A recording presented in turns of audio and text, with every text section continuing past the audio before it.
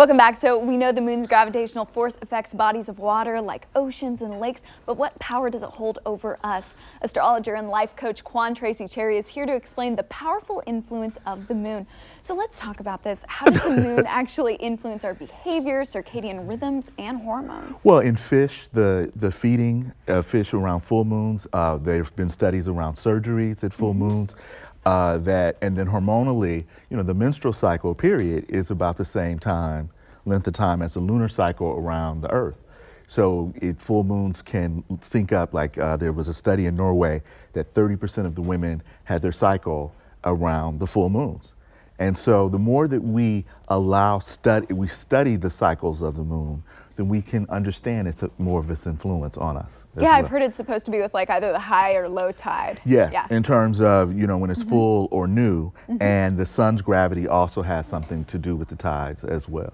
Okay, so let's talk about what the moon symbolizes in our astrological chart. Okay, everybody knows, you know, their sun sign. Yeah. So the moon symbolizes the nurturing of others, you know, taking care of, like nurturing of a child, because we come from our mothers. So the moon sign symbolizes our legacy or our instincts that we get via our mother and our mother's side of the family.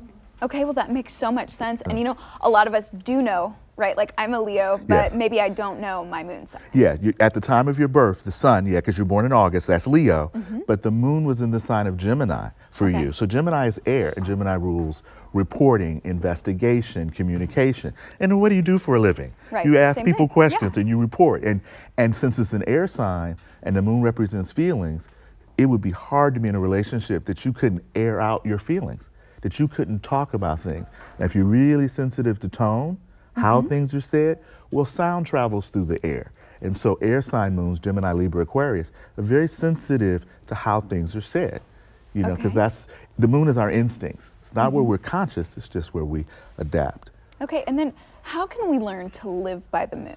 Well, the Farmer's Almanac is one of the things that you can plant. Like, for instance, if the moon is in Libra or Taurus, you're more likely to plant things that are beautiful. If it's in different earth signs, you're planting things that you're going to eat that are substantive. So it's just about the ability to be able to know where it is and then to use it that way.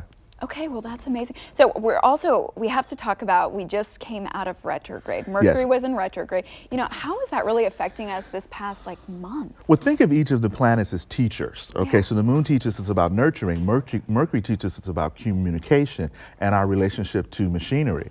So Mercury in retrograde, it's about having more intention behind our communication. So I had to get 2 different desktop computers because it just didn't work out. And so I had to send it back, and think of retrograde as redoing. So I had to redo my computer more than once. So think of reviewing communication and your intention behind what you're saying. Well, that's so important. And so starting today, it's a move towards sharpness and, you know, a lot more clarity. Yeah, because this full moon coming up on April 19th and Good Friday is a moon that we can all go into a crisis around what do we want to see for our future. That's collectively and politically, as well as personally and interpersonally. Well, Quan, thank you so much for all of that insight. And of course, we're looking forward to just that extra clarity. All righty. Yeah. Good to see you, Belinda. Good to see you. Phil?